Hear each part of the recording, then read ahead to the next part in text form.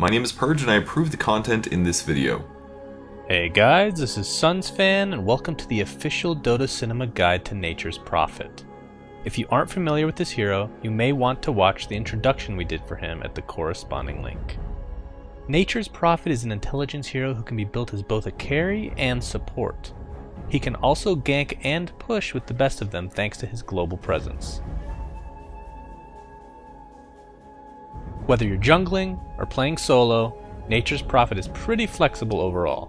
But no matter what you choose to do, just know you'll primarily be leveling Nature's Call and Teleport.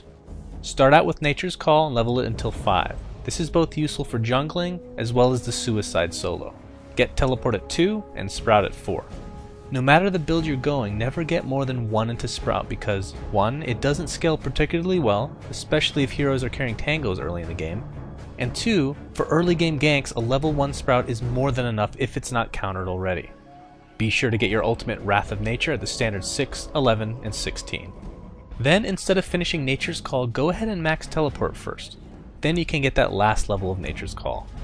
Having a higher level of teleportation earlier will allow you to gank more often, but if you're having real trouble taking down neutrals, you can still max Nature's Call first. Regardless, after you've maxed these skills, you can either level up Sprout if you think it'll be effective, or you can just opt for stats. The thing to realize is that you can mix and match Teleport and Nature's Call quite a bit. As long as you have at least one level in all 3 spells by level 5, you can do work. If you're jungling, get several clarities so you can pop Nature's Call whenever you need. If you're soloing mid or the side solo, then you can still use a couple clarities, but in combination with some health regeneration. With any extra money, buy a Ring of Protection to turn into a Ring of Basilius. Boots of choice are almost always treads, since the extra HP and attack speed come in handy during your ganks. For early game, getting an urn is an amazing idea. Whether you're in the jungle or a soloing lane, ganking should be your highest priority. Even if you don't technically help in the gank, your teleport alone should allow you to rack up easy charges, as long as you're paying attention. A Medallion of Courage is also a cost-effective item that can be looked at, especially in the jungle, since it'll allow you to farm much easier. And although it's often misunderstood by pub players, a Hand of Midas still technically makes sense on Prophet, since he really does need a good amount of gold and experience to be effective. Into the mid game, a mech is pretty common to find since it gives you great tank ability as well as amazing support for your team and extra pushing power for your treants. Past this, a Necronomicon or Aghanim Scepter would also be excellent since they will let you push down towers and lanes with ease. In addition to this, a Maelstrom is a cheap item for pushing and will aid you later if you go for a hard-hitting build. For late game, a Scythe of Ice is pretty much the best tool since it provides you with a disable and great stats. As an alternative to this, or in addition to if you're farming well, an Orchid could be great, especially against heroes with escape mechanisms. If you ever become a right-clicking threat to the enemy team, then purchasing a BKB will be a must. Now if you're going for the pub DPS build, you could substitute some items for the following variety. This variety includes a Desolator, Daedalus, Mjolnir, and Manta.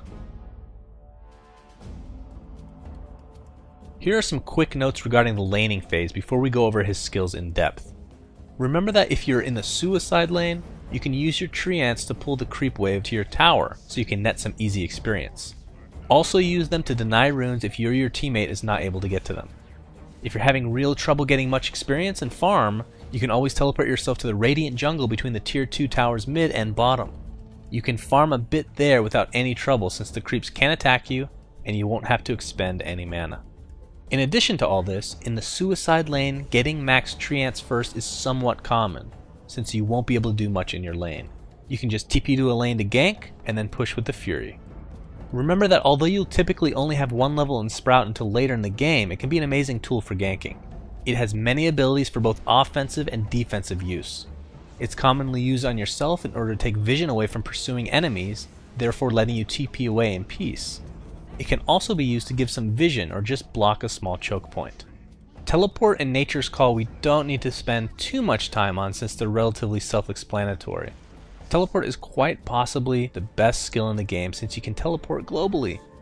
The caveat to this is the enemy will see the position in which you're TPing, but you can use this to scare them as well since you can just cancel it at any time without using any mana. Nature's Call on the other hand is great for pushing and jungling. Some people are scared of micro in general, but in the jungle, microing these units couldn't be easier. Just move one away from the neutrals as it gets low, then rinse and repeat. But in general use, microing these units isn't as game-breaking as microing, let's say, something like Meepo's clones. But good usage for trapping purposes could be amazing, but again, it's not required. Then we get to Wrath of Nature, which many people would assume needs no explanation. But we'll talk about it because a good portion of players use this incorrectly. Players tend to spam it as it comes off cooldown because of their greed for gold. But you should really put more thought into this.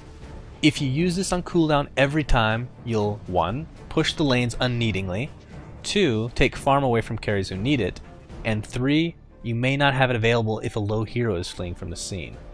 But please note that good Prophet players will be involved in almost every kill since there's little excuse for you not to be. It can be tempting to farm all game, but organizing or just taking part in ganks will help more in the long run, the long run being winning games. Prophet is strong in general because of his overall versatility and ability to be involved in the game throughout all phases, which if you think about isn't the most common trait to possess. In teamfights, your ult is deceptively powerful. For maximum effectiveness, target it at creeps somewhere else on the map. As long as you still have vision on your enemies, they'll be dealt a much larger amount of damage by the time the bounces hit them. Aside from that, keep good positioning and use your sprouts wisely. There's nothing worse than a friendly fire sprout in which you've trapped a hard-hitting ally. Lastly, the skill you'll have to master if you want to be an effective Nature's Prophet is map awareness. Whether it's teleporting to get the last hit on a fleeing enemy hero, joining your team for a gank, or pushing down vulnerable towers, if you arrive at the right time with a timely earn charge or mech, you can shift the balance in your favor.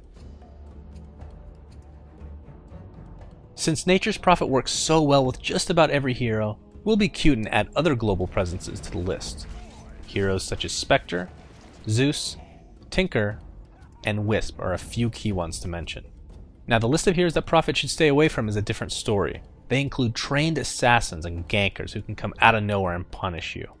These heroes include Riki, Bounty Hunter, Nyx Assassin, Night Stalker, and Wisp, who seems to be in a love-hate relationship with our tree summoning friend.